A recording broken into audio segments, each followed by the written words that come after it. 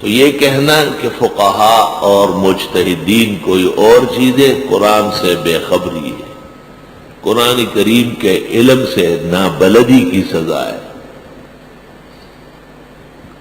قرآن کریم میں رب العزت نے جس طرح اپنی الوہیت کی اطاعت کا کہا ہے، پیغمبر کی رسالت کی اطاعت کا کہا ہے، اس طرح اولی الامر منکم کا بھی کہا ہے۔ تم ہی میں ایک طبقہ ہے اور ان کی بات ماننا بہت ضروری ہے۔ شیخ الاسلام حافظ ابن تیمیہ نے ایک رسالہ لکھا ہے، اس کا نام ہے رفع الملام عن الائمة الاعلام۔ رفع الملام عن الائمة الاعلام، ائمہ مجتہدین نے دین کا کوئی قصور نہیں کیا، انہوں نے دین کی سربلندی کی۔ فجزاهم اللہ عنا وعن هذه الأمة احسن الجزاء ولا يأتونك بمثل الا جئناك بالحق واحسن تفسیرا۔ بہترین تفسیر قرآن کر رہا ہے۔ جو تفسیر قرآن کریم سے ثابت ہو وہ درجے اولا کی تفسیر ہے۔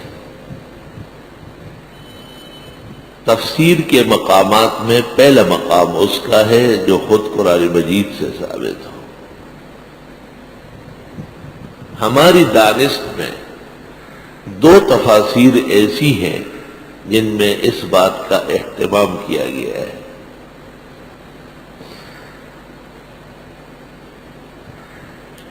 ایک ابن جریر کی جامع البیان اور دوسری حافظ عماد الدین ابن کثیر کی تفسیر ابن کثیر۔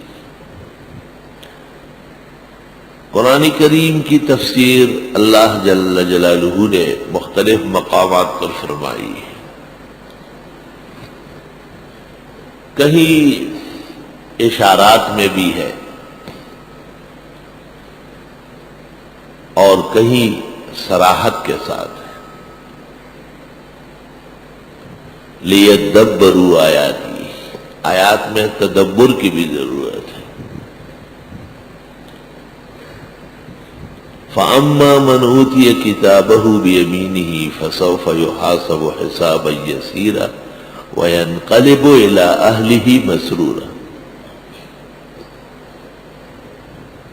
سورۃ انشقاق سے ایک دوسری مثال دیتا ہوں۔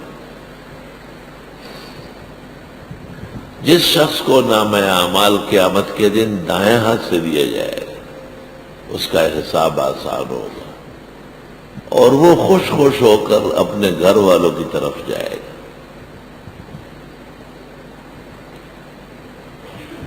دنیا کا عجیب نظام ہے،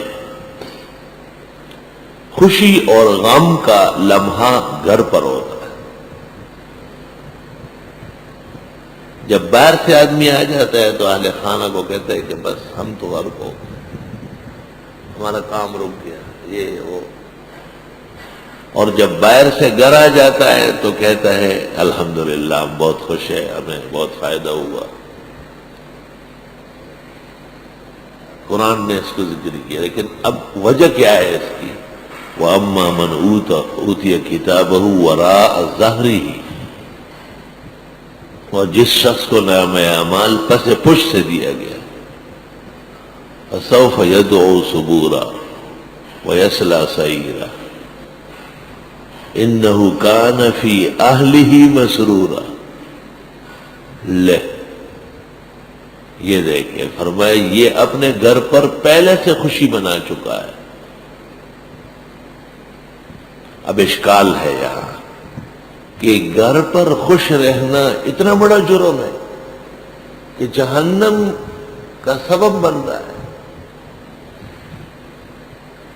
اِنَّهُ كَانَ فِي أَهْلِهِ مَسْرُورًا، یہ اپنے گھر پر بڑا خوش خوش رہتا تھا۔ پہلے تو آپ یہ دیکھیں کہ دنیا کے اندر گھر پر خوش کون رہتا ہے؟ فسق و فجور کے مرتکب، انہیں کوئی فردہ کا غم نہیں، کون آیا کون گیا کچھ نہیں، بس وہ اپنے عیش و عشرت میں ڈوبے ہوئے ہیں۔ بابر بعیش کوش کے عالم دوبارہ نیست۔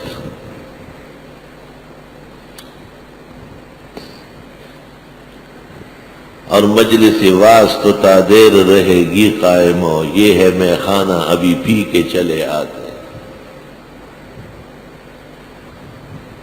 میں 13-14 سال تک اس آیت پر پریشان ہوتا تھا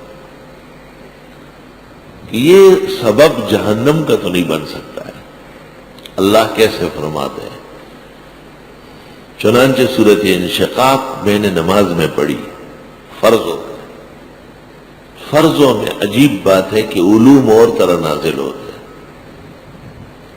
تو اس کے بعد ہے انہ ظن ان لن یحور، اس نے یہ خیال کیا تھا کہ دوبارہ اٹھنا ہی نہیں ہے۔ اب پتہ چل گیا کہ اس نے گھر پر ایسی خوشی منائی ہے اور گھر پر ایسا لاوبال بن کے رہا ہے کہ آخرت کا منکر ہو گیا۔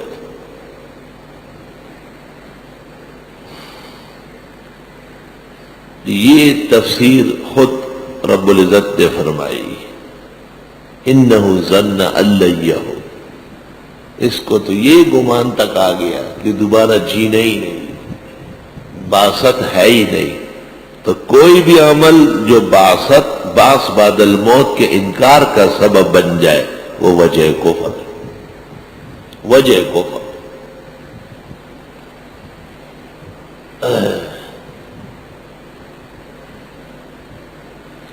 یا ایھا الذین آمنوا لا ترفعوا اصواتکم فوق صوت النبی، سورۃ حجرات، ولا تجهروا له بالقول كجهر بعضكم لبعض ان تحبط اعمالكم وانتم لا تشعرون۔